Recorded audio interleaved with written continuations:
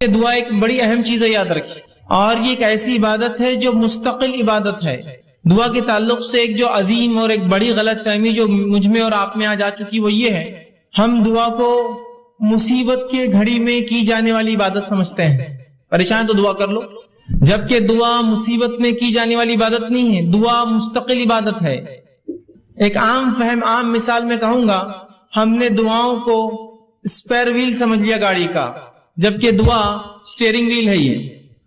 یہ کبھی کبھار کام نہیں آتی ہے، ہمیشہ اس کی ضرورت ہے، اس کے بغیر کوئی چیز ہو ہی نہیں سکتی ہے۔ جیسے ایک گاڑی کے اندر ایک اسپیئر ویل ہوتا ہے، خالی ٹائر ہوتا ہے، کبھی ضرورت پڑ گئی تو لگا لیا۔ تو آج امت مسلمہ دعا کو ایسے ہی سمجھتی ہے، مصیبت ہے تو پھر دعا ہے، ورنہ ضرورت نہیں ہے اس کی، جبکہ دعا تو اسٹیئرنگ ویل ہے، اس کے بغیر گاڑی چل ہی نہیں سکتی ہے۔ تمام مرحلوں میں زندگی کے صبح سے لے کر شام تک، داخل کہیں ہونے سے باہر نکلنے تک، ہر اس میں نبی اکرم صلی اللہ علیہ وسلم نے دعا دعا دعا دعا دعا اتنی دعائیں سکھائی کہ جس کی کوئی انتہا نہیں یاد رکھی۔ دعاؤں کے تعلق سے امت مسلمہ میں ایک بہت بڑی غلط فہمی ہے کہ اس کی اہمیت کو، اس کو ایک عبادت تسلیم ہی نہیں کیا ہم نے صرف اس کو ایک ایسا عمل تسلیم کیا کہ جب کبھی آپ مصیبت میں ہو تو دعا کر لو، یا میں مصیبت میں ہوں تو آپ دعا کر لیں میرے لیے۔ تو اس کو سمجھیے، دعا مستقل عبادت ہے۔ اور اللہ رب العزت نے آدم علیہ السلام کو جب تخلیق کیا، جب آپ کو بنایا، تو آدم علیہ السلام کو بنانے کے بعد جو سب سے پہلا کام آدم نے کیا، جو عبادت تھی ان کی، وہ دعا تھی۔ اللہ نے آدم کو بنایا، نبی اکرم صلی اللہ علیہ وسلم فرماتے ہیں آدم جب بننے لگے، روح پھونکی گئی تو سر سے بنتے گئے نیچے کی طرف، اور جب سر سے نیچے کی طرف بننے لگے اور اوپری حصہ بن گیا تو آدم علیہ السلام نے پہلا کام کیا، چھینکا۔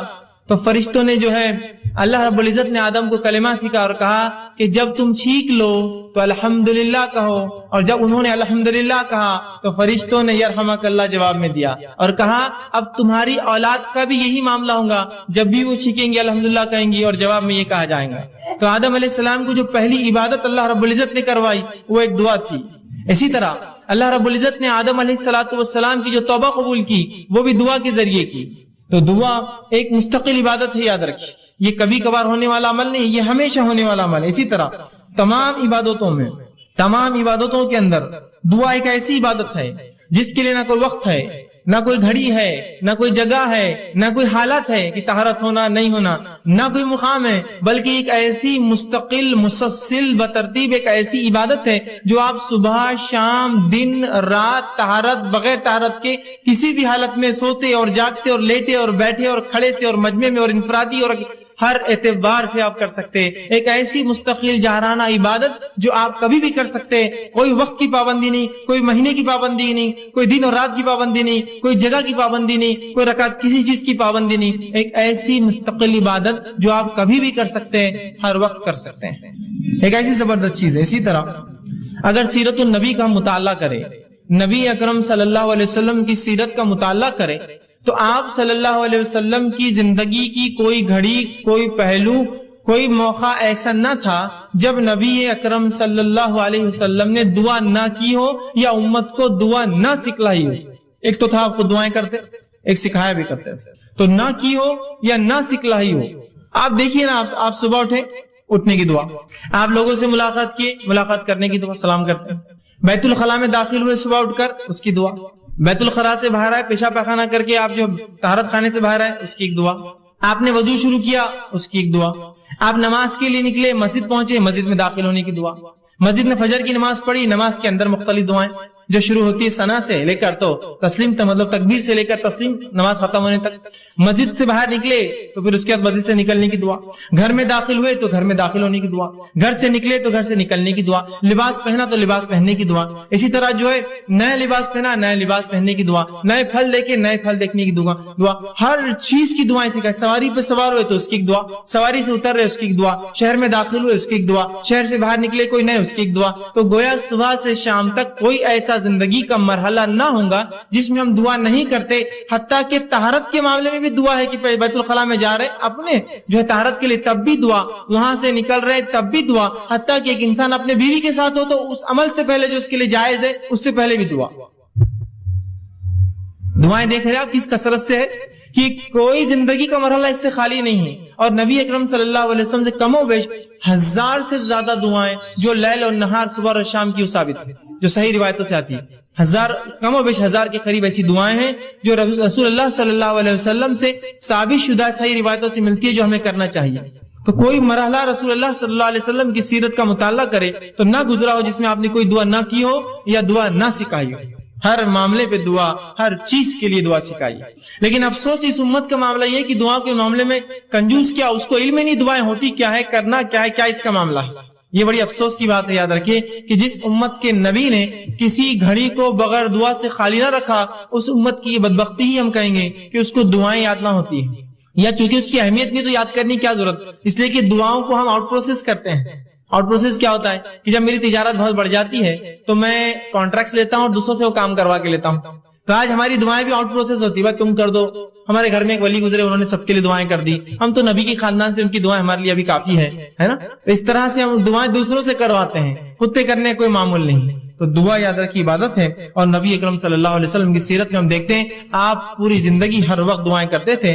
اسی طرح جو ہے اسلام کے دوسرے اعمال جو فرائض جس کو کہتے ہیں، نماز، روزہ، زکوٰۃ، حج، اگر اس کا مطالعہ بھی کرے تو یہ بھی ایک قسم کی دعائیں ہیں. نماز کیا ہے آپ کی شروع سے لے کر آخر تک مختلف دعاؤں کا مجموعہ. آپ حج کرنے جاتے ہیں، کیا کرتے ہیں حج کے اندر؟ کیا اعمال ہے آپ کے؟ طواف کر رہے تو دعا، صحیح کر رہے تو دعا، جو ہے میدان عرفہ میں ہے تو دعا، مزدلفہ میں تو دعا، جا رہے تو دعا. مطلب دعا ہی تو ہے حج پورا، دعا ہی تو ہے نماز پوری. تو یہ گویا فرائض بھی عبادت ہے. یہ جو فرض عبادتیں ہیں یہ بھی خود ایک قسم کی دعائیں ہیں. یاد رکھیے تو دعاؤں کی شریعت نے بڑی اہمیت یاد رکھی ہے. لیکن آج یہ ہماری بدبختی ہے، غلط فہمی ہے کہ ہم یہ سمجھتے ہیں دعا ایک ایسی چیز ہے جو مشکل حالات میں، پریشانی کے اندر، مصیبت کے اندر اس کو استعمال کیا جائے، ورنہ بہرحال اس کی ضرورت نہیں ہوتی. حالانکہ یہ ایک بہت بڑی غلط فہمی یاد رکھیے، بہت بڑی غلط فہمی کہ ہم محض اپنی ضرورت کے وقت دعا کریں، بلکہ ہمیں تو یہ حکم ہے کہ ہر بار ہم دعا کریں. یاد رکھیں ہر بار دعا کرے، ہر چیز سے پہلے دعا کرے، ہر چیز کی بات دعا کرے، ہر چیز کی ابتدا میں دعا کرے.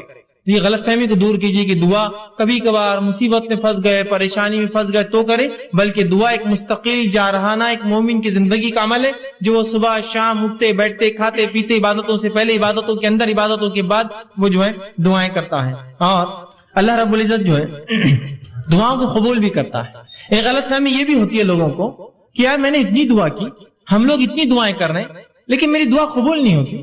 میں نے فلاں مسئلے کے لیے دعا کی، وہ چیز مجھے نہیں ملی. میں نے فلاں کام کے لیے دعا کی، وہ چیز کام نہیں ہوا. میں نے فلاں مسئلے کو فلاں کیا، آج تک وہ چیز نہیں ہوئی. یہ کیسی عجیب بات ہے کہ میں دعا تو کر رہا ہوں لیکن وہ چیز قبول نہیں ہوتی ہے، وہ چیز میری پوری نہیں ہوتی ہے، یا وہ کام میرا نہیں ہوتا ہے. پھر کیا فائدہ دعائیں کر کے؟ اور جب دعاؤں کا صحیح تصور اور دعا کیا ہے، ہم نے کیا سمجھا؟ دعا مصیبت کی ایک چیز ہے استعمال کی. اب مصیبت حل نہیں ہوئی تو پھر دعا کر کے فائدہ کیا ہے؟ ہم نے دعاؤں کو یہ سمجھا کہ مصیبت کی گھڑیوں میں اللہ کو پکارنا یہ دعا ہے. اب اگر مصیبت میں نے پکارا اور وہ دعا کا جواب نہ آیا، جو مجھے نہ سمجھا، تو پھر فائدہ کیا ہے دعا کر کے جس کا جواب نہیں آتا، جو قبول نہیں ہوتی. اور پھر یہ سوچ کر انسان یا تو دعائیں کرنا چھوڑ دیتا ہے. دعائیں کرنا چھوڑنا تو پھر ٹھیک ہے، لیکن اللہ رب العزت سے جو بدزنی وہ شروع کرتا ہے، یار دعائیں قبول نہیں کرتا اللہ ہماری، فائدہ کیا کر کے؟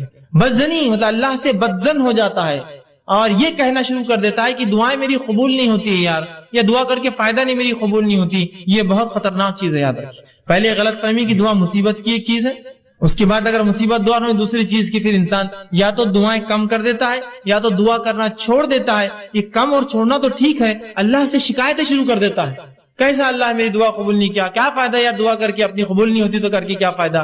یہ سب سے خطرناک مرحلہ. یاد رکھیں اس میں انسان پھر جو ہے اس دائرے سے نکل جاتا ہے اور اکثر لوگ اس چکر میں جا کے شرک اور کفر تک پہنچ جاتے ہیں. کیسے؟ انشاءاللہ آگے میں رکھوں گا. جبکہ اللہ رب العزت نے اپنی کتاب میں اعلان کیا کہ تم دعا کرو، میں تمہاری دعاؤں کو قبول کروں گا. جس طرح میں نے ایک آیت آپ کے سامنے خطبے میں دو آیتیں تلاوت کی. ایک آیت سورہ غافر سورہ نمبر 40، اس کی آیت نمبر 60 میں نے تلاوت کی. اس میں اللہ فرماتا ہے، کہتا ہے وقال ربکم ادعونی استجب لکم، کہ تمہارا رب تم سے کہتا ہے، یا اللہ رب العزت کہتا ہے کہ تم اس سے دعا کرو، استجب لکم، میں تمہاری دعاؤں کو سنوں گا. کون کہہ رہا ہے؟ یہ اللہ کہہ رہا ہے تم دعائیں کرو اے مسلمانوں، میں تمہاری دعاؤں کو سنوں گا. استجب لکم ان الذین یستکبرون عن عبادتی، اور جو میری دعائیں نہیں کرتے، مجھ سے دعائیں نہیں مانگتے اور تکبر کی بنیاد پر نہیں مانگتے، جو اللہ فرماتا ہے یستکبرون عن عبادتی، جو دعاؤں کو نہیں کرتا تکبر کی بنیاد پہ، اور دعا عبادت ہے چونکہ یہاں لفظ ہے ان عبادتی، جو دعاؤں کی شکل میں میری عبادت نہیں کرتا تکبر کی بنیاد میں، سیدخلون جہنم داخرین، ایسے شخص کو میں جہنم کے اندر ڈال دوں گا۔ سمجھ رہے بات کو کہ جو دعا نہیں کریں گے، تکبر کریں گے، دعا ایک عبادت ہے، تو اللہ فرما رہا ہے ایسے لوگوں کو اٹھا کر میں کہاں ڈال دوں گا؟ سیدخلون جہنم داخرین، ایسے لوگوں کو میں جہنم میں ڈال دوں گا۔ تو وہ اللہ دعا سنتا ہے، نہ کرنے والوں کو جہنم میں ڈالیں گا، تو کرنے والوں کی پھر ضروری اس کے لیے لازم ہے کہ وہ جواب دے، پھر اس کے نفس پہ لازم ہے، جب وہ کہہ رہا ہے مجھ سے کرو، نہ کرو گے تو جہنم میں ڈالوں گا، تو گویا تم کرو میں قبول کروں گا، یہ اس کا معنی ہے۔ دوسری آیت جو میں نے تلاوت کی سورہ بقرہ سورہ نمبر 2 آیت میں 186 میں اللہ نے فرمایا وَإِذَا سَأَلَكَ عِبَادِي عَنِّي فَإِنِّي قَرِيبٌ، کہ میرے بندے اے نبی تم سے سوال کرتے ہیں صلی اللہ علیہ وسلم کہ میرے بندے سوال کرتے سَأَلَكَ عِبَادِي عَنِّي، میرے بارے میں، فَإِنِّي قَرِيبٌ۔ اگر قرآن کا آپ اگر طرز دیکھیں، قرآن کا جواب دینے کا اگر انداز اور اسلوب دیکھیں، قرآن میں جب بھی رسول اکرم صلی اللہ علیہ وسلم سے سوال ہوا تو اللہ نے فرمایا وہ تم سے پوچھتے ہیں فلا کہہ دو قل، وہ تم سے پوچھتے ہیں چاند کے بارے میں، کہہ دو قل کے لفظ آتے ہیں۔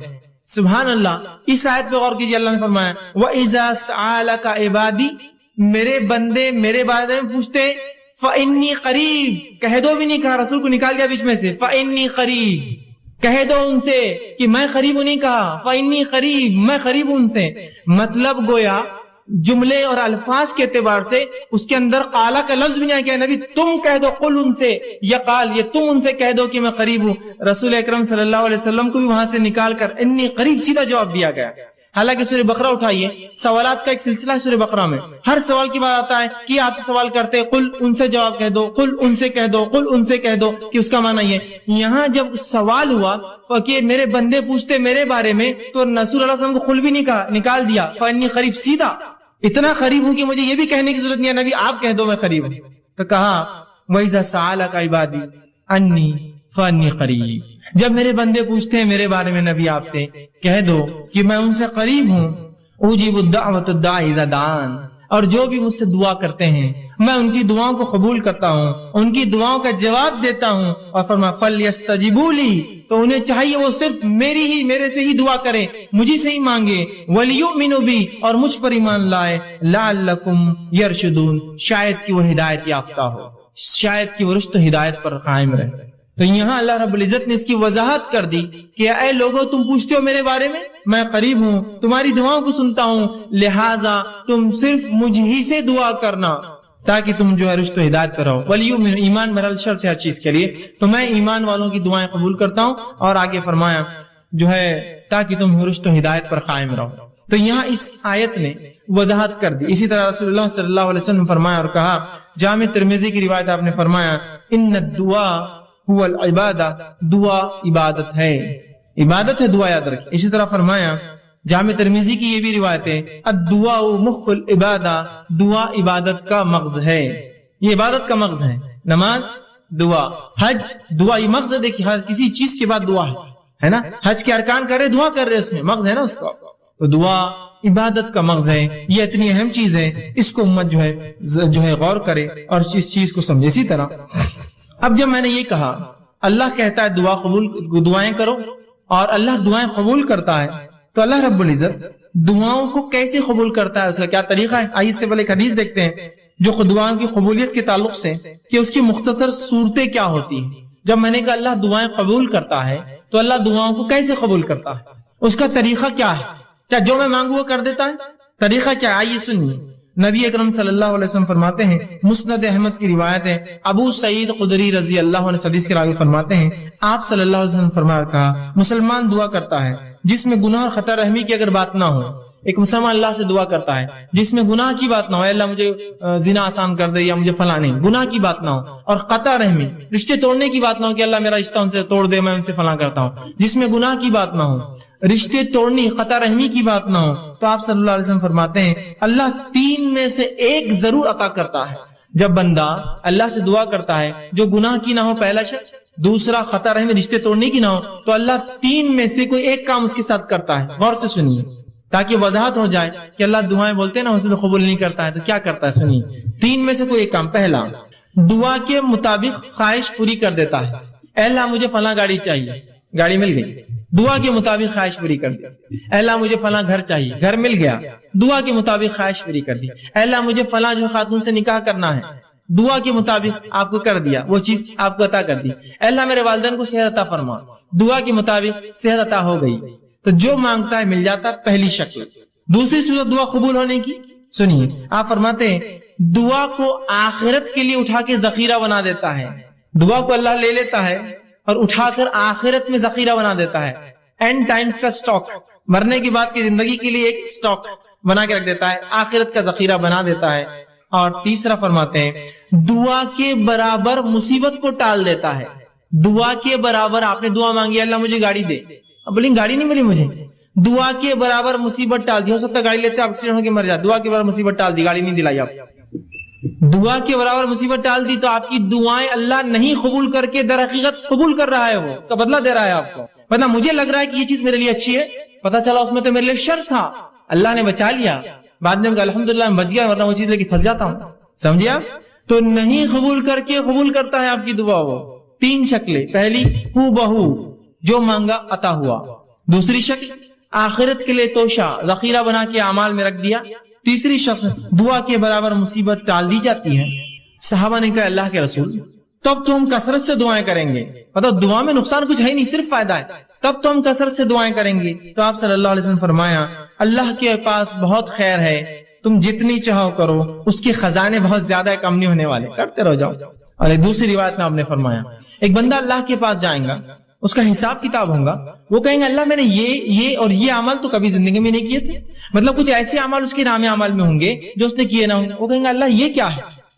تو اللہ کہیں گا یہ وہ تیری دعائیں تھی جو میں نے قبول نہیں کی تھی جب تو نے مانگی تھی دنیا میں. تو وہ بندہ کہیں گا کاش کہ میری اللہ کوئی دعا قبول نہ کرتا، اس لیے کہ اتنا اجر ملے گا نہیں قبول ہونے والی دعاؤں کا جسی کو امتحان ہے. تو کہیں گا کاش ہے اللہ تو میری ایک بھی دعا قبول نہ کرتا دنیا میں، آج اس کا اجر ملتا. تو کیا ہوتا اس اجر بڑھنے سے، نام اعمال نے وزن نیکیوں کا بڑھنے سے اس کے مقامات بلند ہوتے تھے جنت میں. کہیں کاش ایک بھی دعا اللہ دنیا میں قبول نہ کیا ہوتا تو نے میری.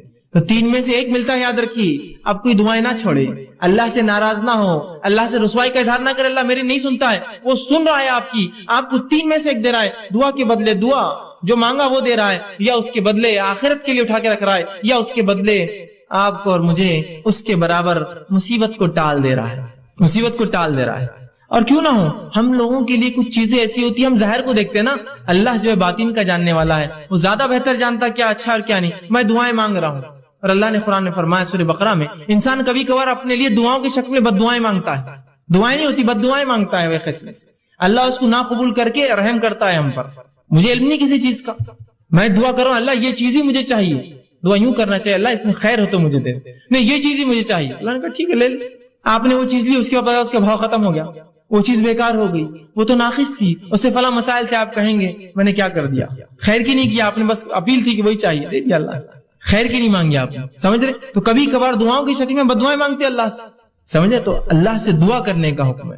اس چیز کو سمجھے دعا کیا ہے، یہ بڑی اہم چیز ہے. اور تین میں سے کوئی ایک شکل میں انشاءاللہ العزیز ہماری دعا قبول ہوتی ہے، اور آخرت میں اگر اس کا بدلہ ملے تو انسان کہیں گا دنیا میں کاش قبول نہ ہوتی تو بڑا اچھا ہو جاتا، اس لیے آخرت میں بہت کثیر اس کا بدلہ ملے گا.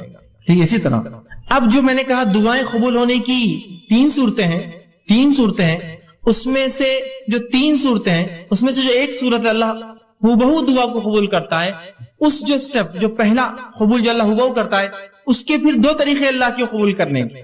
اللہ ہر دعا قبول کرتا ہے، دعائیں تین شکل میں قبول ہوتی ہیں، ہو آخرت میں بدلا، اس کے برابر مصیبت ڈالتا ہے. تو جو پہلی شکل اللہ قبول کرتا ہے، اس قبول کرنے کی پھر دو شکلیں ہیں.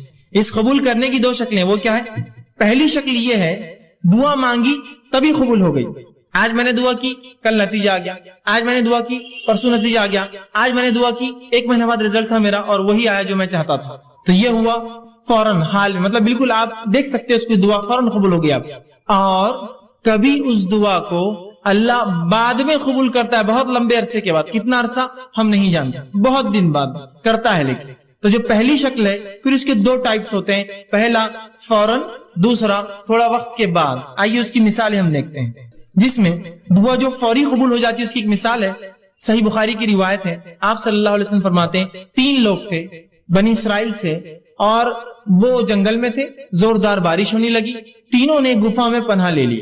اچانک اوپر سے ایک پتھر گرا اور گفا کی منہ پہ آ کے لگ گیا، گفا بند ہو گئی۔ تینوں نے کہا اپنے اپنے نیکی کا وسیلہ تلاش کرو اور اللہ کے سامنے ایسی نیکی بیان کرو جو نیکی خالص اللہ کے لیے کی ہوں گی تاکہ یہ مصیبت ٹل جائے۔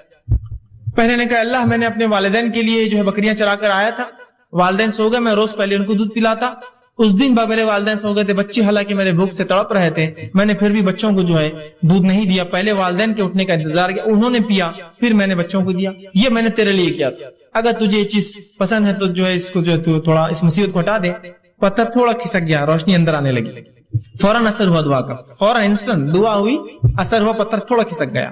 پھر دوسرے شخص نے دعا کی، اور تیسرا بہرحال تفصیلی ہے واقعہ بہت لمبا، تینوں نے دعا کی، ایک کی دعا پہ تھوڑا کھلا روشنی، دوسرے کی دعا پہ اتنا کھلا کہ باہر دیکھ سکتے لیکن نکل نہیں سکتے، تیسرے کی دعا پہ وہ رول کر کے بازو ہٹ گیا اور تینوں باہر نکل گئے، جبھی اللہ نے جواب دیا ان کی دعا کا۔ یہ ایک شکل۔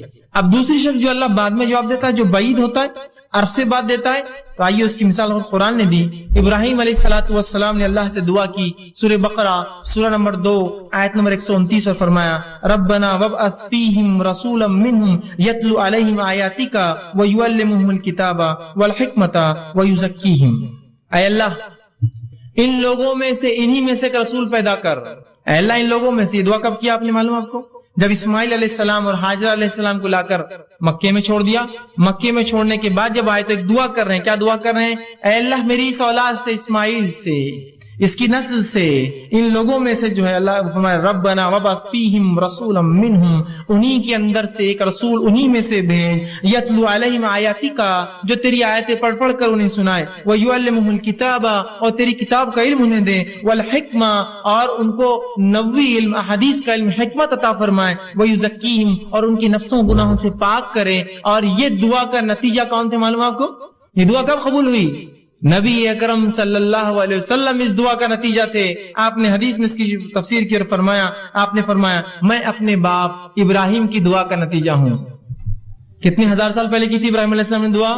قبول کب ہوئی؟ وہ انہی میں سے رسول آیا، آخری نبی عرب تھے، اسماعیل علیہ السلام کی نسل سے، لیکن ہزاروں سال بعد دعائیں رائے گاہ نہیں جاتی ہے، اثر لاتی ہی اثر ہو فوراً یا بعد میں، اور بعد کی فوراً کی مثال میں رکھ دی، بعد کی مثال بھی رکھ دی آپ کے سامنے۔ تو اللہ کے رسول ابراہیم علیہ السلام کی دعا قبول ہوئی، ہر دعا قبول ہوتی، میری آپ کی بھی ہوتی ہے، لیکن فوراً نہیں ہوئی، کئی ہزار سال بعد اسی نسل میں اسماعیل علیہ السلام سے ایک نبی آئے۔ دعائیں خوب دیجیے، خوب دعائیں دیجیے، یہ دعائیں پتہ نہیں کب اثر لائیں، کتنے نسل بعد لائیں گی۔ ابراہیم علیہ السلام کی دعا ہزاروں سال بعد رنگ لائی، 3000 3,500 4,000 سال بعد دعائیں کرنا چاہیے، اس کے بڑے فضائل یاد رکھیے۔ تو 3 شکلوں میں سے پہلی شکل کی 2 قسمیں ہیں کہ فوراً اور دیر سے، لیکن یاد رکھیے اللہ رب العزت دعا قبول کرتا ہی ہے، دعا کبھی رائے گاہ نہیں جاتی۔ کبھی اپنی دعاؤں سے مایوس مت ہوئیے کہ میں نے دعا کی اور قبول نہ ہوئی۔ اسی طرح جو شخص جو ہے حاجت طلبی کے جو ہے ذریعہ دعاؤں کو سمجھتا ہے، اور جب حاجت اس کی پوری ہوگی سمجھتا ہے دعا غنیمت ہے، وہ شخص ایسا سوچ کر جو ہے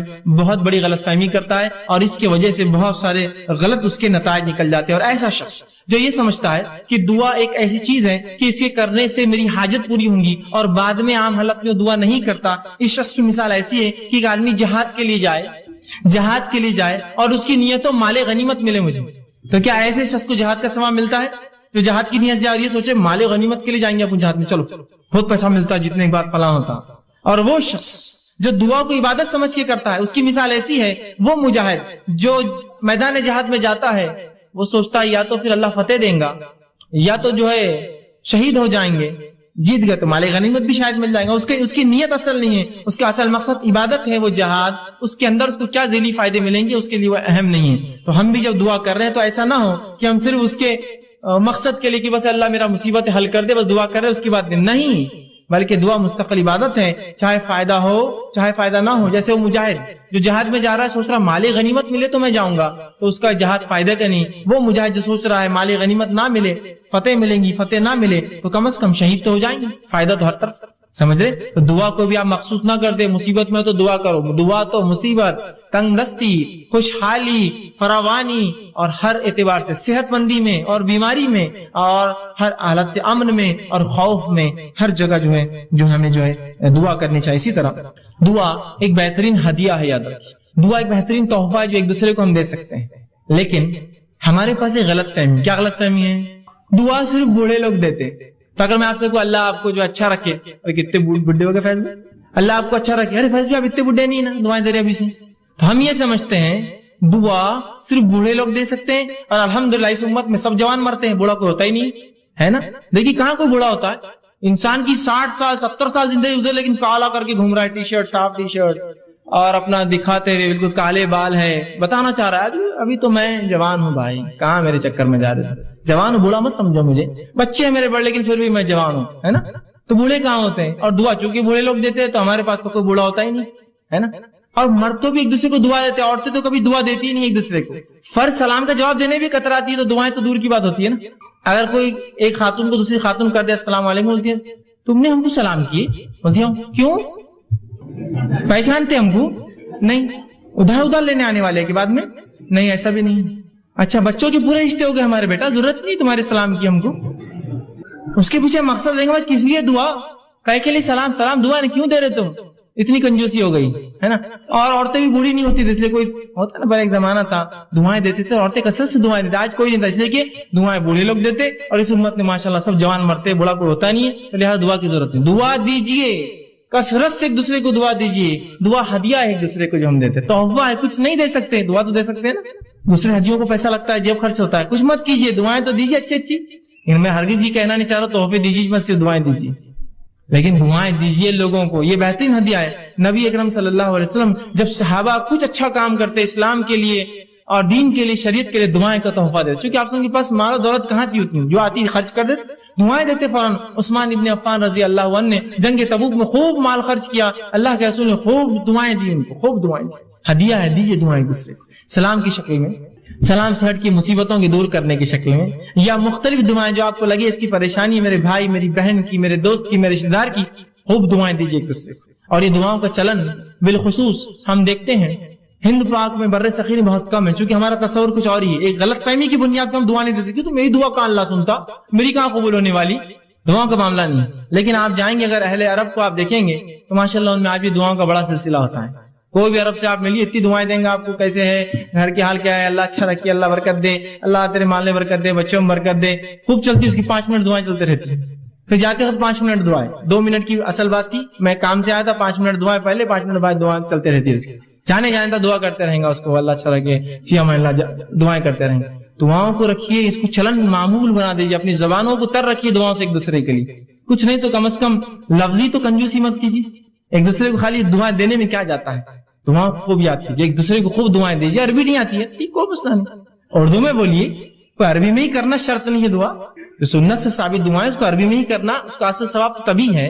لیکن نہ یاد ہو تو کم از کم اردو میں تو بول سکتے ہیں نا, اللہ اچھا رکھے, خوش رکھے, برکت دے, یہ تو اتنا تو بول سکتے ہیں نا. نہیں دعا دینے میں بہت شرم آتی, کیوں گالیں دینے میں شرم نہیں آتی تم کو کبھی, صرف دعا میں ہی شرم, تم کو پورے دینی کام میں شرم اور حیا اور سب آتی ہے. نماز پڑھو تو شرم آ رہی, دعا دو تو شرم آ رہی, یہ کرو تو شرم آ رہی, اذان دو تو شرم آ رہی, باقی سب ننگے دھڑنگے کاموں میں ہم کو شرم نہیں. کھل کر ڈٹ کر سڑک پہ کھڑ رہے کہ پچکاریاں مار رہا, اس کو شرم نہیں آیا, کیا دعا نہیں ہو شرم, دعا اچھا نہیں دکھتا ہے, اتنے بڑے لوگ دعا دینا, یہاں پچکارے مارنے کی شرم نہیں آتی تم کو. تو جہاں شریعت ہے وہاں شرم و حیا لا لی, اور جہاں شرم و حیا ہونا تھا کہ سڑک پہ کھڑے کہ شرم کرو, تھوک رہے ہو تم سڑک پہ, ویسے سڑک پہ تھوکنا بھی درست نہیں, بیچ میں بازو جانا چاہیے, اور اس پر ایک گندی چیز کھا کے تھوکتے ہو جسے دھبے لگتے ہیں عمارتوں پر, زمین خراب ہوتی ہے. اب ہمیشہ کہتا ہوں امت ہوتا ہے نا, امت مسلمہ کی اگر نوجوان کچھ جمع ہو جائے, کچھ افراد جمع ہو جائے اور جب وہاں سے چلے جائے تو آپ پہچان سکتے ہیں ہاں یہ مسلمان نوجوان جمع ہوئے ہوں گے وہ پچکاریوں کے دھبوں سے. جانور کا ریوڑا اگر رات میں کہیں رکے اور نکل جائے تو اس کی غلاظت سے پہچانتے نا, یہاں جانور رات میں رکے تھے, تو ویسا آپ پہچان لیں ہاں مسلمان برابر آئے تھے, یہاں برابر دکھ رہا ہے, پوری میری دیوار خراب ہوگی, گاڑیوں پہ پچکاریاں پڑی ہوئی ہے, فلاں چیز بھی انہوں نے خراب کر دی, اندازہ لگائیے. تو شرم کیجیے برے چیزوں میں, اچھی چیزوں میں آگے بڑھیے, پہل کیجیے دعائیں دینے میں. تو دعائیں کوئی بوڑھے اور جوان کا مسئلہ نہیں ہے, مرد اور عورت کا مسئلہ نہیں ہے, دن اور رات کا مسئلہ نہیں ہے, عرب اور عجم کا مسئلہ نہیں ہے, عربی اور غیر عربی کا مسئلہ نہیں ہے. خوب دعائیں دیجیے ایک دوسرے سے, دعائیں تحفہ ہے, ہدیہ ہے ایک دوسرے کو. ٹھیک اسی طرح دعا مومن کا زبردست ہتھیار ہے, جو آج کا میرا عنوان تھا, دعا مومن کا ہتھیار. دعا مومن کا ایک اسپرچول ویپن ہے. یہ ایک ایسا ہتھیار ہے کہ جب پوری دنیا آپ کا ساتھ چھوڑ دیتی ہے, یہ ہتھیار آپ نکالتے ہیں. یہ چیز آپ کے پاس ہمیشہ لگی ہوئی, ایک زبردست ہتھیار, یہ مومن کا ہتھیار ہے. ہر مصیبت, ہر پریشانی, اور ہر وقت جب دنیا آپ کی پوری بھی مکمل خلاف کھڑی ہو جائے، یہ ہتھیار آپ نکالیے، یہ ویپن آپ نکالیے اپنا، جو آپ کی مدد کریں گا۔ اللہ رب العزت نے اس تعلق سے سورہ نحل سورہ نمبر سورہ نمل سورہ نمبر 27 آیت نمبر 62 میں فرما کہا، امن یجیب المضطر اذا دعاه ویکشف السوء ویجعلکم خلفاء الارض وآلہم۔ پھر آگے اللہ فرماتا ہے خلفاء الارض، اور فرمایا بھلا کون ہے جو بے قرار کی دعا قبول کرتا ہے جب وہ اسے پکارتا ہے۔ کیا فرمایا اللہ نے؟ بھلا وہ کون ہے جو بے قرار کی دعائیں، جب انسان پریشان، تنگ دست، مصیبت زدہ ہوتا ہے تو کون ہے اس بے قرار انسان کی دعائیں سنتا ہے؟ تو دعا میرا اور آپ کا ہتھیار ہے، اور ایک ایسا زبردست ہتھیار کہ جو آپ ہر وقت استعمال کر سکتے، اور مصیبت میں یہ ہتھیار تو بالکل آپ کا سب سے بالکل آخری ساتھی یسوع کہتے ہیں یہ آپ کے ساتھ ہوتا ہے، اور اللہ ہر کسی کی دعائیں سنتا ہے، جس کے تعلق سے اگر آپ واقعہ دیکھیں تو اللہ رب العزت نے یونس علیہ السلام کا واقعہ آتا ہے کہ یونس علیہ السلام سے ایک قطع ہوئی۔ قطع یہ ہوئی کہ آپ نے جب اللہ نے اس بستی پر عذاب لانے کا سوچا تو آپ نے سوچا اب دعوت پہنچا کے کیا فائدہ، نکل جاتا ہوں بستی سے۔ نکل کر چلے گئے، جب کشتی میں سوار ہو کے شہر سے جا رہے تھے، ہوا یوں کہ لوگوں نے کہا کہ ایک طوفان آ رہا ہے اور طوفان سے بچنے کے لیے کشتی کو ہلکا کرنا پڑے گا، خرہ ڈالیں گے، لوٹ ڈالیں گے، جس کا نام آیا اس کو کشتی سے باہر پھینک دیا جائے گا۔ خرہ ڈالا گیا، یونس علیہ السلام کا نام نکلا، یونس علیہ السلام کا نام نکلا، لوگوں نے اٹھا کشتی سے پھینک دیا۔ جو ہی آپ کشتی سے گرے ایک بڑی مچھلی نکل کر آئی اور یونس علیہ السلام کو نگل لیا، نگل کے سمندر کے اندھیروں میں چلے گئی، وہ لے کر گہرائیوں میں چلے گئی یونس علیہ السلام کو لے کر۔ آپ تنہا ہے، مچھلی کے پیٹ میں ہے، مذاق نہیں یاد رکھیے، تنہا ہے، مچھلی کے پیٹ میں ہے، بڑی مچھلی ہوں گی بہت بڑی، اور مچھلیاں بہت بڑی ہوتی ہیں، مچھلی کے پیٹ میں ہے، کوئی سننے والا نہیں ہے، کوئی دیکھنے والا نہیں ہے۔ اس اندھیرے سے یونس نے آواز دی اپنے رب کو اور کہا، اللہ پر رب العزت نے اس بات کو اپنی کتاب میں سورہ انبیاء سورہ نمبر 21 آیت میں 87 اور 88 فرما کہا، فنادى في ظلمات ان لا الہ الا انت سبحانک انی کنت من الظالمین۔ یونس نے اس اندھیرے سے اپنے رب کو آواز دی ظلمات سے کہ لا الہ الا انت سبحانک، اے اللہ تیرے علاوہ کوئی ذات نہیں ہے، عبادت کے لائق تیرے علاوہ کوئی الہ نہیں ہے، انی کنت من الظالمین، میں گناہگار تھا۔ تو اللہ رب العزت نے یونس کی اس ظلمات سے آواز کو سنا اور نکال دیا یونس کو ظلمات سے باہر۔ تو اللہ رب العزت سب کی سنتا ہے، مانگنا تو آئے۔ یونس علیہ السلام نے اس گہرائی سے، سمندر کے اس گہرائی اور ظلمات سے آواز دی اپنے رب کو، اللہ نے فرمایا فنادى في ظلمات ان لا الہ الا انت سبحانک انی کنت من الظالمین۔ اس نے آواز دی اور اس اندھیرے سے کہا، اے اللہ تیرے علاوہ کوئی الہ نہیں، تیرے علاوہ لائق معبود کوئی عبادت کے لائق نہیں، سبحانہ کا تیری ذات پاک ہے، انی کنت من الظالمین، وہ میں تھا جس نے اپنے نفس پہ خطا کی، وہ میں تھا جس نے ظلم کیا اور تیرے حکم کی خلاف ورزی کی۔ اللہ رب العزت نے سنی اور کہا فاستجبنا له، اور تیرے رب نے اس کی دعا کو وہاں سنا، اس اندھیرے میں جب کوئی نہیں تھا، سمندر کی گہرائی میں سنا، فاستجبنا له ونجیناہ من الغم، اور اس کو اس کے غم سے نکال دیا، وکذالک ننجی المؤمنین، ہم ایسی نجات دیتے اپنے ایمان والے بندوں کو۔ سمجھ رہے ہیں بات؟ ابراہیم علیہ السلام لا اولاد نہیں ہے آپ کو، نہ لڑکا ہے نہ لڑکی ہے، سوچتے ہی مشن کون لے کے چلیں گا میرے بعد، کوئی لڑکا اور میرا جو مشن لے کر چلے۔ اللہ سے دعا کی، اللہ نے قبول کی۔ انبیاء علیہ السلام آہ بکا کر رہے ہیں، گڑ گڑا رہے ہیں، دعائیں مانگ رہے ہیں، پھر کیوں اس امت کو شرم آتی ہے رب سے دعا مانگنے کے لیے؟ ابراہیم علیہ السلام نے دعا کی، ایوب علیہ السلام نے دعا کی اپنی بیماری کے لیے، اسی طرح جو ہے زکریا علیہ السلام نے اپنی اولاد کے لیے دعا کی، جو یحییٰ علیہ السلام کی آپ کو خوشخبری دی گئی۔ یوسف علیہ السلام نے جب اس بری عورت نے جو آپ پہ قصد کیا کہ آپ کے ساتھ بدکاری کرے تو دعا کی، اللہ مجھے وہ جیل زیادہ بہتر ہے بنسبت اس عمل کے۔ اللہ نے دعا قبول کی اور جیل میں ڈال دیا، اس لیے کہ ورنہ وہ زنا کرنے کے اوپر تلی تھی، آپ نے کہا وہ جیل بہتر ہے اس زنا سے، اللہ نے جو آپ کو بچا لیا اور جیل میں ڈال دیا۔ اندازہ لگائیے ان لوگوں نے اللہ سے دعا کی۔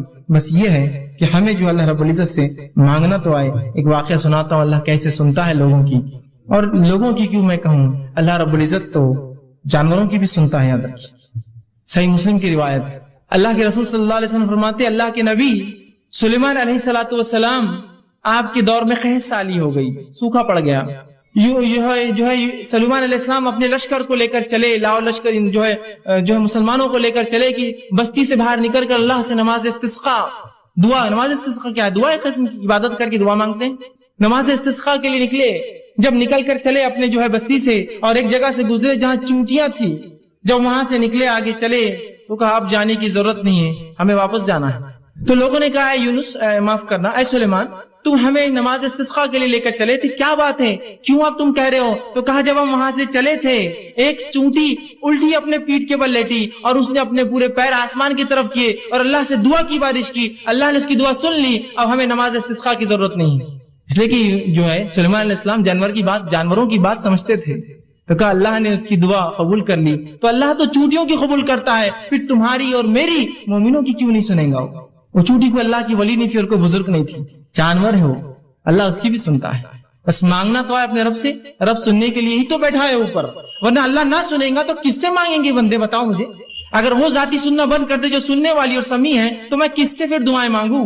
اور جب لوگوں نے یہ سوچا کہ وہ ذات سنتی نہیں ہے تو پھر لگے انسانوں کے در پہ مانگنے کے لیے۔ آج جو سب سے افضل دعا، افضل عبادت دعائیں ہیں، کہاں مسلمان مانگتے ہیں، کن کن دروں پر مانگ رہے اللہ کو چھوڑ کر؟ ذرا غور کیجیے، یہ غلط فہمی ہے، اس کی بنیاد ہے کہ اللہ سنتا نہیں، ہماری سنتا نہیں، گنہگاروں کی سنتا نہیں، وہ تو صرف بزرگوں کی ولیوں کی سنتا ہے، اور ایسے فالتو قسم کے عقیدے، اور ان عقیدے کو میں فالتو لفظ کہنا بھی بہت فالتو سمجھتا ہوں، فالتو بولنا چاہیے ایسے عقیدوں کو، جن عقیدوں کا نہ سر ہے نہ کوئی ٹانگ ہے شریعت کے اندر، جس شریعت نے آپ کو سب کو اختیار دیا دعائیں کرنے کا، پتہ نہیں کس نے اس شریعت سے اس کے دعاؤں کا اختیار چھین کے کہا یہ تو ریزرویشن ہے ہمارے لیے، ہم کر سکتے ہیں دعا تمہارے لیے، ہم سے مانگو تو ہم پھر تم کو دیتے ہیں، ابھی اللہ تک کہاں جاتے ہو؟ ہم تک تو آ جاؤ، پھر اللہ تک جانا دعائیں مانگنے۔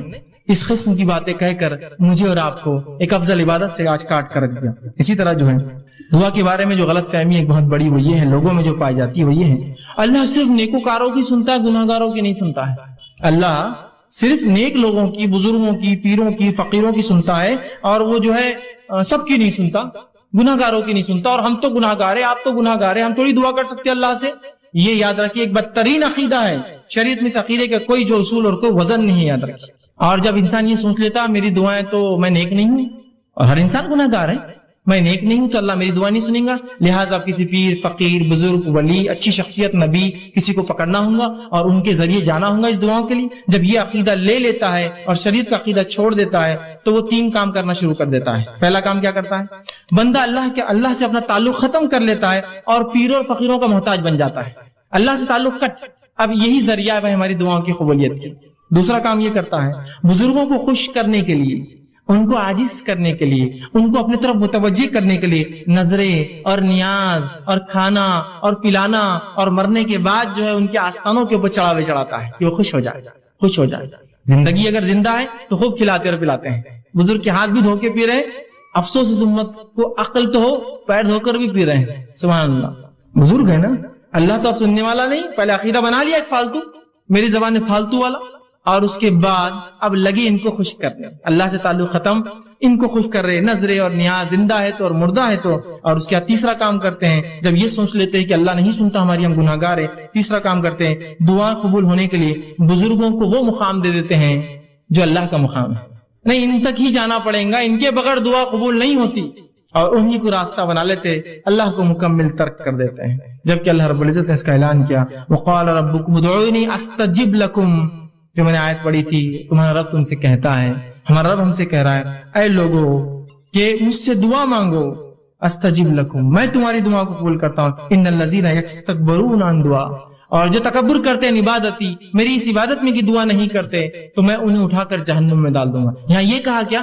نیک لوگوں تم دعا کرو، تم دعا نہیں کروں گا تو اٹھا کے جہنم میں ڈال دوں گا۔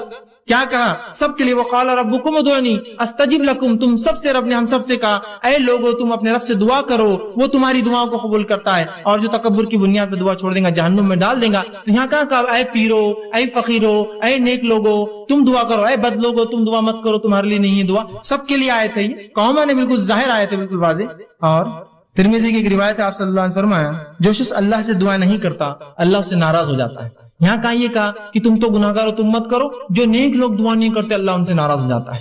کوئی بھی انسان اللہ سے دعا نہ کرے اللہ ناراض ہو جاتا ہے، اور اللہ گناہگاروں کی بھی سنتا ہے اور نیکوکاروں کی بھی سنتا ہے، معلوم ہے، نیک لوگوں کی بھی سنتا ہے اور گناہگاروں کی بھی سنتا ہے۔ آئیے مثالیں لے لیجئے، مثالیں تو لوگوں کا جو عقیدہ ہے اللہ گناہگاروں کی نہیں سنتا اور نیکوکاروں کی پوری سنتا ہے، تو میں آپ کو دلیل دیتا ہوں، اللہ گناہگاروں کی بھی سنتا ہے، نیکوکاروں کی بھی سنتا ہے، گناہگاروں کا بھی انکار کرتا ہے، نیکوکاروں کی بھی نہیں سنتا ہے کبھی، تو بڑے بڑے انبیاء کی نہیں سنی اللہ نے۔ مثالیں لے لیجیے، آئیے سب سے پہلے سورہ رعد، سورہ نمبر 13 آیت نمبر 36 اور 38 میں اللہ فرماتا اور کہتا ہے ربی قال انظرنی الی یوم یبعثون، اور جب شیطان کو اللہ نے جنت سے نکالا اس نے کہا میرے رب اے میرے رب فانظرنی الی یوم یبعثون، مجھے مہلت و ڈھیل دی جائے ان انسانوں کے دوبارہ اٹھائے جانے تک، آدم کی اولاد کے دوبارہ اٹھائے جانے تک۔ کس نے مانگی یہ دعا؟ شیطان نے۔ جانتے ہیں نا تمام گناہوں کا سبب دنیا میں جو ہے وہی بنتا ہے، لوگوں کو بہکا رہا ہے، پھسلا رہا ہے، گناہ کروا ہے نا، سب سے گناہ گار ہے نا، اللہ کا نافرمان ہے۔ ابھی کہاں سے نکالا جا رہا ہے؟ جنت سے نکالا جا رہا ہے۔ کیا بول رہا ہے لیکن اللہ سے، اے اللہ مجھے دوبارہ اٹھایا جاتا ہے، مہلت دی جائے۔ اللہ نے کیا بولنا چاہیے تھا ہمارے اصول کے مطابق؟ چل بھاگ، بزرگ کے ذریعے سے آیا، سیدھے آ کے بات کر رہا میرے سے، بھاگ گناہ گار ایک تو، اور سیدھے دعا، ہمت تیری اتنی؟ ہمارے اصول کے مطابق تو یہ ہونا چاہیے تھا نا، جا کسی نبی کے وسیلے سے آ، جا کسی پیر فقیر کے وسیلے سے آ، سیدھے آ کے دعا مانگ رہا ہے، شیطان کہیں کا، ابلیس کہیں کا، بولنا چاہیے تھا نا ہمارے اصول کے مطابق۔ اللہ کیا جواب دیتا؟ سنیے، تو شیطان جانتا تھا، اس نے نافرمانی کی اللہ کی، لیکن اس کے پاس عقیدہ تھا کہ تو اللہ رب العزت کے پاس جنت میں تھا، اس کو پورا عقیدہ معلوم شریعت، وہ جانتا تھا اللہ ہی سنتا ہے، سیدھے سنتا ہے، میں گناہ گار ہوں بھی تو سنے گا میری۔ تو اللہ رب العزت نے جواب دیا، قال فإنك من المنذرين، جا تجھے چھوٹ دی گئی، جا تجھے چھوٹ دی گئی۔ کب تک؟ انسانوں کے دوبارہ اٹھائے جانے تک۔ جا، یہ نہیں کہا کہ جا کر پیر فقیر کے وسیلے سے آ، آدم کے وسیلے سے آ، محمد صلی اللہ علیہ وسیلے سے آ، فلاں سے آ، نہیں، سیدھا کہا جا تجھے ڈھیل دی گئی، برا ہے، گناہ گار ہے، اللہ سیدھی سن رہا ہے اس کی۔ آئیے اب وہ واقعہ سنیے جو اللہ نیکوکاروں کی بھی نہیں سنتا، جو سب لوگ کہتے ہیں نہیں پیر فقیر کے اللہ کبھی ٹالتا ہی نہیں، پیر فقیر تو چھوڑ دیجئے، یہاں انبیاءوں کی نہیں سننا ہے اللہ نے۔ آئیے سنیے واقعہ، اللہ رب العزت سورہ ہود سورہ نمبر 11 آیت نمبر 45-46 میں اللہ نے فرمایا، اور نوح علیہ السلام سے کہا، نوح میں تیری آل کو اس طوفان سے بچا لوں گا۔ جب طوفان آیا، ان کا بیٹا جو جا کر دور چلا گیا، نوح علیہ السلام نے کہا بیٹا کشتی میں سوار ہو جا۔ آج کوئی بچنے والے نے کہا، اے والد میں بہت اونچے مقام پر چلا جاؤں گا، اور یہ بات اور مکالمہ چل ہی رہا تھا، ایک زوردار لہر آئی اور وہ بیٹا بہہ کر چلے گا پانی میں۔ نوح علیہ السلام کو اللہ نے کیا کہا تھا؟ اے نوح جو ہے میں تیرے گھر والوں کی حفاظت کروں گا، اور یہاں بیٹا ڈوب گیا، بیٹا گھر سے ہوتا ہے نا کسی کے، اس کے گھر والا تھا۔ تو نوح علیہ السلام نے اللہ سے گزارش کی اور دعا کی اور فرمایا، انی اعیذک ان تکون من الجاہلین۔ جب دعا کی اور کہا اللہ جو ہے میرے بیٹا تو میرے گھر والوں میں سے تھا، تو اللہ نے جواب دیا، انی اعیذک ان تکون من الجاہلین، اے نوح میں تجھے نصیحت کرتا ہوں جاہل لوگوں کی جیسی باتیں نہ کرنا، اس لیے کہ تیرا بیٹا ایمان نہیں لایا لہذا تجھ سے نہیں ہے، وہ ایمان نہیں لایا۔ تو یہاں کس کی دعا اللہ نے رد کی؟ اے نوح جاہلوں میں سے مت ہو جانا، نصیحت کرتا ہوں تجھے آئندہ ایسی بات میرے سامنے نہیں کرنا۔ اور نوح نے اس کے بعد اللہ سے توبہ کی، اللہ کہا میں گناہگار، میں توبہ کرتا ہوں تجھ سے، میں نے غلط دعا کی تھی۔ کس کی دعا رد کی؟ یہ اللہ کے پہلے رسول ہے نوح علیہ السلام، رد کر دی۔ آئیے دوسرا واقعہ، صحیح بخاری کی روایت، ابراہیم علیہ السلام نے اللہ سے دعا کی، اللہ میرے والد کو جو کہ کفر پر مرے تھے، اے اللہ ان کو جنت عطا کرنا، جہنم میں۔ اللہ ان کی دعا مانی نہیں، سنی ان کی دعا، اور روز قیامت حدیث میں آتا ہے ان کے والد کو ان کے سامنے اٹھا کر جہنم میں ڈال دیا جائے گا۔ کہاں سنی؟ اتنے بڑے نبی، ابو الانبیاء، نبیوں کے باپ کہلاتے ہیں آپ، ابو الانبیاء بعد ترک کر دیا اللہ نے۔ آئیے صحیح مسلم کی روایت ہے، آپ صلی اللہ علیہ وسلم، آپ کا مقام تو ہم سب جانتے ہیں، آپ صلی اللہ علیہ وسلم دعا کی صحیح مسلم، اللہ میری قوم کو، امت مسلموں کو اچانک جو ہے سیلاب کے ذریعے نہ مارنا، پچھلی قوم میں جیسا مری تھی گناہ کی وجہ سے، اچانک جو ہے قحط سالی سے نہیں مارنا، سوکھے سے نہیں مار دینا، اور آپس میں ان کے جنگیں نہ ہو، اختلافات نہ ہو۔ اللہ رب العزت نے دو قبول کی کہ تیری امت ایک ساتھ قحط سالی میں نہیں مریں گی، غرق ہو کر نہیں مریں گی، لیکن وہ اختلاف ہونا اور جنگ نہ ہونا، یہ دعا میں رد کرتا ہوں۔ کس نے دعا کی تھی؟ نبی اکرم صلی اللہ علیہ وسلم۔ اللہ نے کیا قبول کیا؟ رد کر دی دعا۔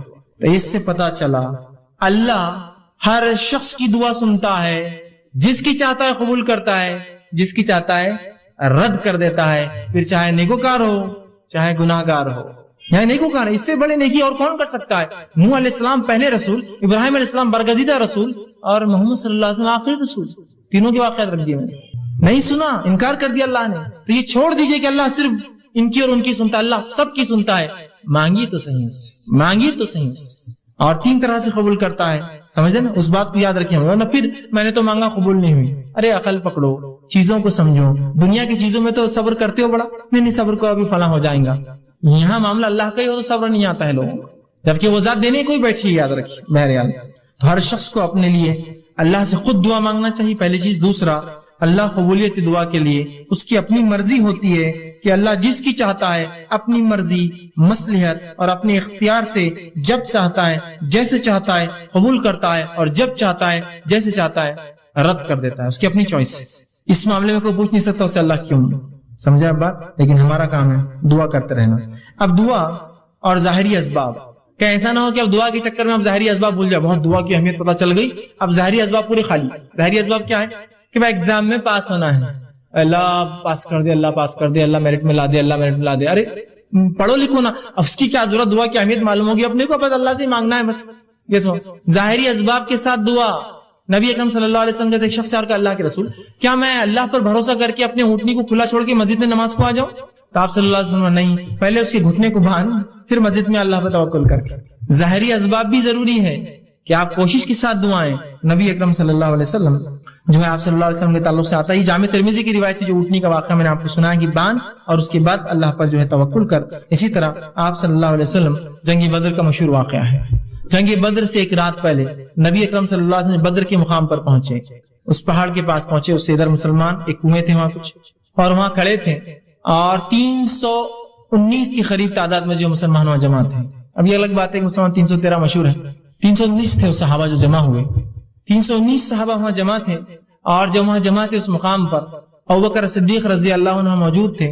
راوی حدیث کہتے ہیں کہ آپ صلی اللہ علیہ وسلم نے بدر کی جب تیاریاں پوری کر لی، جو ظاہری اسباب تھے پورے تیار کر لی، اب اپنا اسپرچل ویپن ہتھیار اٹھایا، دعا، پورے اسباب پوری تیاریاں ہوگی، 319 کھڑے آ کر اپنی جان داؤ پہ لگا کر۔ اس کے بعد اس رات آپ کہتے ہیں آپ صلی اللہ علیہ وسلم اللہ سے قبلے جانب منہ کیا، آپ نے قبلے کی طرف رخ کیا۔ یہ دعاؤں کے آداب ہے، یاد رکھیے، کوئی ضروری نہیں لیکن ادب ہے اس کا۔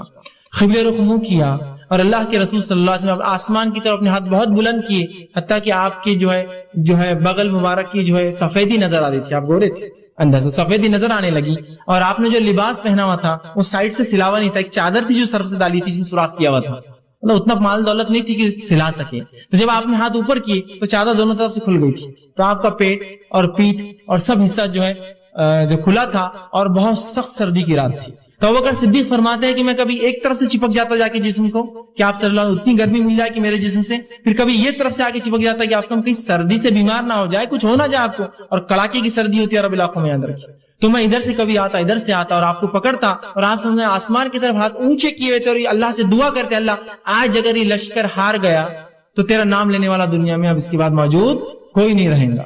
اور میں یہ کہہ رہا تھا اللہ کے رسول بس اللہ نے آپ کی سن لی ہے، آپ بس کر دے، کہیں آپ کو کچھ ہو نہ جائے اتنی سردی میں۔ اور رسول ایسا رات بھر کھڑے رہے دعا میں، لیکن پہلے تیاری کر کے آئے تھے، یہ نہیں کہ صرف رات بھر مدینے میں کھڑے دعا کرتے اللہ دشمن کو ہلاک کر دے، برباد کر دے، ان کو فلاں کر دے۔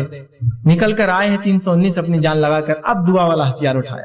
اپنی کوششیں، امتحان ہے، پوری کوششیں کر جائیے، پھر دعا، اپنی پوری کوششوں کے ساتھ اللہ سے دعائیں مانگے۔ یہ نہیں کہ صرف دعا کے پیچھے لگ گئے اور اسباب پورے ظاہری آپ چھوڑ دیے، دونوں کو ملا کر، اور اس کے بعد جو اللہ چاہیں گا، وہ جو پسند کریں گا، اپنی مرضی مشیت اور حکمت کے اعتبار سے قبول کریں، چاہے رد کر دے، اس کی اپنی چوائس ہے، وہ مالک ہے، اختیار ہے مالک کو، اپنی مخلوق کو چاہے تو دے چاہے تو نہ دے، مخلوق کو اختیار نہیں کہ اپنی ناراضگی کا اظہار کرے رب کے سامنے، خاموشی سے اس کے فیصلوں کو سمجھ لے، اس کی حکمتوں کو سمجھ لے۔ آج ایک چیز کو اپنے لیے بہت اچھا سمجھتے ہیں، میری ایک ٹرین ہے، سمجھ لیجیے میں اورنگ آباد سے بمبئی جا رہا ہوں، ایک بڑی جاب لگنے والی ہے، کروڑوں روپیہ میری سیلری سال کی، اوہو، اور میری اگر وہ ٹرین چھوٹ گئی انٹرویو کے لیے جا رہی ہے تو میرے لیے کیا افسوس ہوگا، میں سب سے غمزدہ انسان بن جاؤں گا دنیا کا کہ میری اپارچونٹی چلے گئی، جاب مل گئی تھی، ٹرین نہیں ملی، اور اگر مجھے تھوڑی دیر خبر ملے ٹرین کا ایکسیڈنٹ ہو گیا تو دنیا کا سب سے خوش قسمت آدمی میں ہی ہوں، اس لیے کہ میں بچ گیا اس ایکسیڈنٹ سے۔ سمجھ رہے آپ، ایک پل پہلے تو سب سے ناراض آدمی تھا اور میں سب سے ناراض آدمی تھا، دوسرے پل سب سے خوش نصیب سمجھ رہا ہوں، کیوں؟ سمجھ رہے آپ، اللہ کی حکمت، اس کے پیچھے مصلحت نہ قبول کرنا آپ کے خیر کے لیے، وہ اس کا بدلہ ضرور قیامت کے دن ملے گا، بہرحال ٹھیک ہے۔ تو دعاؤں کے ظاہری اسباب بھی وہ کریں، اسی طرح خالی دعائیں نہیں چلیں گی، ظاہری اسباب کے ساتھ۔ اب جب دعاؤں کی بات آ رہی تو دعا صرف ان صحیح احادیث سے آپ کریں گے، وہ دعائیں کریں گے جو ثابت شدہ ہو۔ عام دعائیں تو اپنی زبان میں، اردو میں، مراٹھی میں، تیلگو میں، ملیالم میں، جو زبان آتی کر سکتے ہیں، لیکن جب آپ کو خاص دعائیں کرنا ہے نا، کچھ جو سنت سے ثابت ہوتی ہے، تو وہی دعائیں کریں گے جو صحیح حدیث ثابت ہے۔ ورنہ آج دعاؤں کے نام پر مسلمانوں کو کیا کچھ نہیں پڑھایا جا رہا ہے، آپ کو اس میں بتا بھی نہیں سکتا، کیا کچھ نہیں دعاؤں کے نام پر۔ درود کیا ہے؟ دعا ہے نا، رسول اکرم صلی اللہ علیہ وسلم درود دعا ہے۔ ایسے ایسی دعائیں ایجاد کر دی جو آپ نے کبھی زندگی میں بھی نہیں بتائے، جو آپ صلی اللہ علیہ وسلم دعائیں جو درود بتائے ہیں، کم و بیش 10-15 درود ہیں مختلف، الگ الگ، چھوٹے چھوٹے، اور سب سے بڑا کون سا معلوم ہے آپ کو؟ جو نماز میں ہم پڑھتے ہیں اللہم صلی علی محمد، وہ سب سے بڑا ہے، اتنے درود بتائے آپ نے بس۔ لیکن ان کے بعد غیر ثابت شدہ درودوں کی اگر فہرست دیکھیں، جو دعائیں ہیں جو نبی پر دعا بھیج رہے ہیں، ایسی لمبی لمبی دعائیں، اور ایسے شرکیہ کلمات کہ کلمے سنے تو تعجب ہوتا ہے، آنکھ پہ رونگٹے کھڑے ہو جاتے ہیں، مسلمان پڑھ رہے ہیں، ہر جمعہ پڑھ رہے ہیں فلاں درود اور لکھا ہوا یا دافع البلائی، اے نبی جو بلاؤں کو تم دفع کرتے ہو، نبی اگر دعا ہے، یہ درود ہے ان کا، ایسے درود نکالے، ثابت شدہ ہونا ضروری ہے، ورنہ آج کل مختلف کتابیں مختلف ناموں سے ثابت شدہ ہو، یہ اس کی تحقیق ضرور کر لیں اس سے پہلے کہ آپ جب دعائیں کریں۔ اب آئیے دعاؤں کے تعلق سے کچھ فضیلتیں، کچھ کلیریفیکیشنز، کچھ آداب اس کے سکھا دیتا ہوں، کیسی دعائیں کریں اور کون سی اوقات میں دعائیں جلدی قبول ہوتی ہے، اور خاص بات دعائیں کس کی قبول نہیں ہوتی۔ پہلے اس عنوان کا نام یہی ہم نے رکھا تھا، دعائیں کیوں قبول نہیں ہوتی، پھر پہلے میں نے کہا بہت چھوٹا عنوان ہو جائیں گا، ذرا وسعت لاتے ہیں، دعا مومن کا ہتھیار، انشاءاللہ یہ عنوان آئیں گا۔ بہت سے لوگ دعا قبول نہیں ہوتی، کہاں سے ہوں گی، دعائیں کی شرائط میں تو اترو، پہلے کنڈیشن تو لاگو کرو، ٹھیک ہے۔ تو آئیے دعا کی فضیلت کیا ہے، میں نے کچھ تو باتیں رکھی اور رکھ دیتا ہوں۔ دعا آپ صلی اللہ علیہ وسلم عبادت ہے، جامع ترمذی کی روایت۔ اسی طرح اللہ سے دعا مانگنے والا جو ہے بڑی عظمت والا عمل ہے، اللہ سے دعا مانگنا عظمت والا عمل ہے۔ ترمذی کی روایت ہے، آپ صلی اللہ علیہ وسلم فرمایا کہ دعا سے زیادہ عظمت والا کوئی عمل اللہ کے نزدیک نہیں ہے، دعا کرنا بہت عظمت والا عمل ہے اور اس سے زیادہ عظمت والا اللہ کے نزدیک کوئی عمل نہیں۔ اسی طرح دعا تقدیر بدل سکتی ہے، آپ صلی اللہ علیہ وسلم نے فرمایا، یہ بھی جامع ترمذی کی روایت، آپ نے فرمایا اگر کوئی چیز تقدیر کو بدل سکتی ہے تو وہ دعا ہے۔ کتنی افضل چیز ہے نا دعا، سب کر سکتے ہیں اور سب کی قبول بھی ہوتی ہے، تو دعا ہے۔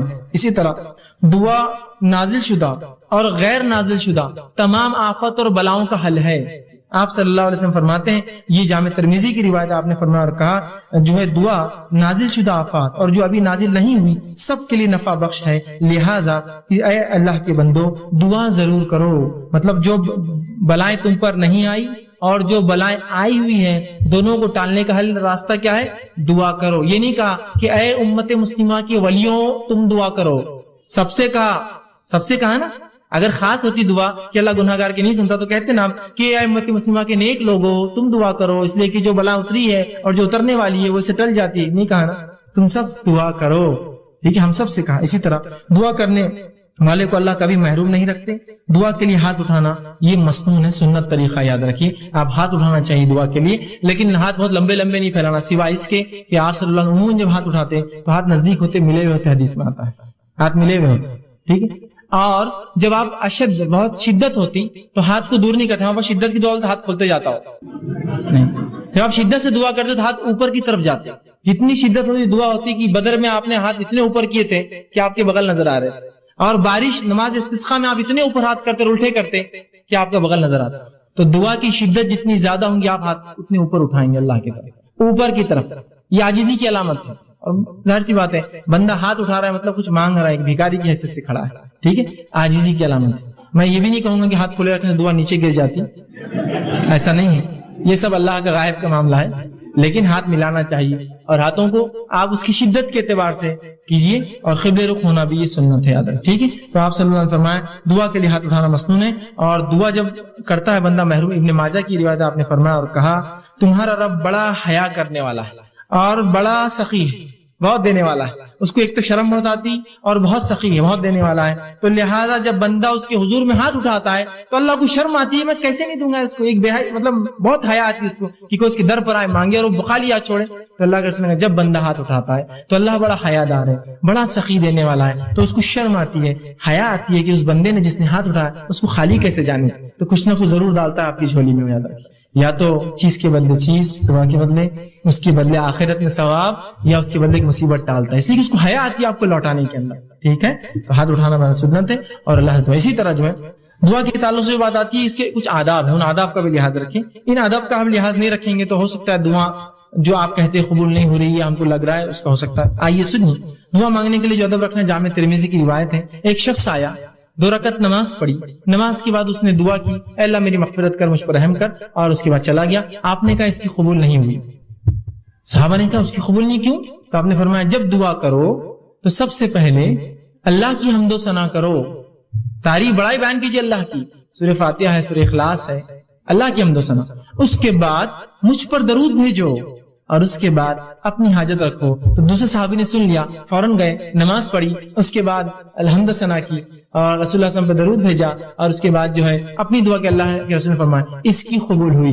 یہ ادب ہے دعا کا، یاد رکھیے. نہیں کوئی ضروری نہیں کہ آپ جلدی میں ہو، مصیبت میں تو آپ سیدھے پکارے اللہ کو، لیکن جب آپ اطمینان سے دعا کر رہے ہیں تو ضرور اس ادب کا لحاظ رکھیے کہ پہلے اللہ کی حمد و ثنا، نبی اکرم صلی اللہ علیہ وسلم پر درود، اپنی حاجت اس کی بات رکھیے، اور اس کے اندر بالخصوص اپنی مغفرت کے ساتھ شروع کیجیے. اللہ میری مغفرت، اس کے بعد میرے فلاں. ٹھیک. اسی طرح دعا جامع ہو، کم الفاظ والی ہو، اور دو ٹوک ہو، ڈائریکٹ ٹو پوائنٹ ہو. جامع سمجھتے آپ؟ کم الفاظ والی. آپ صلی اللہ علیہ وسلم لمبے لمبے الفاظ پسند نہیں کی دعا میں، خوب لمبے لمبے اشعار پڑھ رہے، یہ پڑھنے. جامع ہو، جیسا کہ ایک شخص جو ہے وہ دعا کر رہے تھے اور کہتے اللہ مجھے جنت دے، جنت کے سیدھے ہاتھ پہ اتنے درخت دے، جنت کے الٹے ہاتھ پہ اتنے درخت دے، جنت کی کھیت. تو ان کے والد نے کہا آپ صلی اللہ علیہ وسلم نے ہمیں منع کیا تھا ایسی دعاؤں کے تعلق سے، ایسی تفصیلی. جامع دعا کرو جنت دے. اب جنت میں سب کچھ مل جائے گا نا، یہ خواہ کیوں کر رہے تم اتنے جھاڑ ادھر اتنے جھاڑ ادھر، یہ اللہ خود دے دیں گے سب. اور جہنم سے پناہ مانگنا ہے تو صرف یہ دعا کرو اللہ جہنم سے پناہ دے. اتنی تفصیلات کیوں کی جہنم کی، یہ پناہ دے اور وہاں سے پناہ دے، صرف آپ کر لیجیے خالی. سمجھ رہے بات کو؟ تو جامع ہو، لمبے لمبے الفاظ، تفصیلی نہ ہو. جامع ہو، اے اللہ جنت دے، جنت کی نعمتیں خود مل جائیں گی نا ساتھ میں. اس کو کیا آپ کو ضرورت بولنے کی اتنے جھاڑ، اتنے ہورے، اتنے فلاں، اتنے گھر، اتنے پیسے، ضرورت ہی نہیں ہے نا. جنت مل گئی، سب کچھ آ گیا. جہنم سے بچ گئے، سب کچھ ہو گیا. اتنا کیونکہ اللہ جہنم کے وہ حصے سے نجات دے اور وہ حصے سے نجات دے اور وہ حصے سے خالی آپ بول دیجیے بس. بات سمجھ رہے آپ؟ ٹھیک ہے. جامع ہو اور دو ٹوک. یہ دعا کوئی نہ کرے اللہ تو بہتر سمجھے تو دے. یہ دعا درست نہیں. کیوں؟ اللہ پہ کوئی اتھارٹی ہے کہ جو بہتر سمجھے گا اور نہیں سمجھے گا؟ اس کے پاس تو پوری ملکیت ہے، وہ تو دے ہی سکتا ہے. آپ مانگیے کیا مانگنا ہے آپ کو، بولیے اپنے ڈور اللہ یہ چیز مجھے خیر ہے تو دے دے، ختم. تو چاہے تو خیر دے دے، یہ کوئی آپشن نہیں. اللہ کے اوپر کیا کوئی باس ہے اس کا جو اس کو وہ کرے گا کہ تو چاہے تو مطلب وہ کسی سے پوچھے؟ ڈائریکٹ اپنے دو ٹوک الفاظ میں کیجیے اللہ یہ چیز خیر ہو تو دے دے، بس ختم. دو ٹوک ہو، مضبوط الفاظ ہو، جامع الفاظ ہو، کم الفاظ ہو، اور اپ ٹو دا پوائنٹ ہو دعا اپنی. اور یہ نہیں کہ اللہ کو آپشنز کے ساتھ تو خیر تو بہتر سمجھے تو دے، بلکہ آپ نے کہا سیدھے اپ ٹو دا پوائنٹ. آپ کے اللہ اگر خیر ہو تو یہ چیز مجھے دے دے، شر ہو تو اس سے محفوظ رکھ. ختم ہو. دو ٹوک الفاظ میں کہے، یہ نہ کہے صحیح بخاری کی روایت یہ نہ کہے کہ جو اللہ تو چاہے تو، بلکہ اللہ کے اوپر کوئی بڑا نہیں، اس کا حاکم نہیں ہے کوئی، وہ خود سنتا ہے، لہٰذا دو ٹوک الفاظ میں دعا کرو. اسی طرح دعا مانگتے ہوئے دعا کی قبولیت کا آپ کو یقین رکھنا ہوگا دل میں. جب آپ شخص سے دعا کریں گے نا، ہوتی نہیں ہوتی چلو کر لیں گے، لیکن اب دعا نہیں ہوتی قبول آپ کی، اب نہیں ہوتی، چونکہ آپ ایسی بارگاہ میں جا رہے ہیں جو اتنا غنی ہے، جو کسی کو لوٹاتا نہیں ہے، اور وہاں جاتے فقیر یہ سوچے کہ ملے گا نہیں ملے گا، چلو مانگ لیتے ہیں، پھر نہیں ملتا. مانگنے والے کو بالکل ڈٹ کر جانا چاہیے کہ اس دربار سے کوئی واپس نہیں جاتا. یہاں تو بھر دے جھولی کس کس سے چالو ہے، اور وہ نہیں بھرے گا تو رب کس کو کیسے وہ کریں گے، وہ تو دینے ہی والا ہے. تو آپ یقین کریں کہ دعا قبول ہونے والی میری، وہ 3 شکلوں میں، وہ یاد رکھیں ہمیشہ. اور پھر دو ٹوک الفاظ میں کیجیے، یقین کے ساتھ کیجیے اللہ قبول کریں گا. اور دعا پوری توجہ اور یکسوئی سے کیجیے. دعا میں خشوع ہو، جیسا نماز، روزہ، زکوٰۃ، حج، ذکر و اذکار، تلاوت قرآن میں خشوع، تو اسی طرح خشوع ہو. یہ نہیں کہ آپ بہت سے لوگ دعا کرتے ہیں ہاتھ چالو ہے، کچھ تو بھی چل رہا ہے بس، مطلب کوئی ان کو دعا میں خشوع نہیں، بس ہو رہی ہاں آمین چل رہا ہے معاملہ. خشوع کے ساتھ، عاجزی انکساری کے ساتھ، یکسوئی کے ساتھ. یہ جامع ترمذی کی روایت، آپ نے فرمایا اللہ تعالیٰ سے قبولیت کے مکمل یقین کے ساتھ دعا کرو، اور یاد رکھو اللہ تعالیٰ غافل اور بے دھیان دل کی دعا نہیں سنتا اور قبول نہیں کرتا.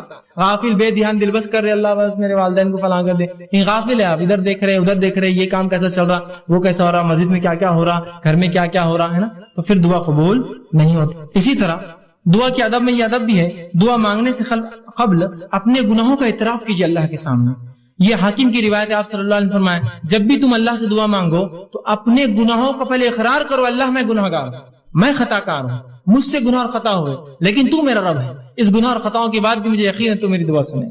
تو اپنے گناہوں کا اعتراف کیجیے اور پھر اپنی حاجت مسائل اس کے سامنے رکھیے. ٹھیک ہے، تو گناہوں کا اعتراف یہ ضروری ہے. ٹھیک. اسی طرح خاص دعاؤں کے لیے آپ 3 بار بھی دہرا سکتے ہیں. خاص دعاؤں کے لیے اسپیشل جو آپ کی دعائیں ہوں کچھ تو آپ 3 بار دہرائیے، اس کی سنت ہے، یہ اس کا ادب بھی ہے. آپ صلی اللہ علیہ وسلم کے ساتھ ابن ماجہ کی روایت ہے، آپ نے جنت طلب کی اور جہنم سے پناہ مانگا 3 بار کا، اللہم اسألک الجنۃ ونعوذ بک من النار، 3 بار کا.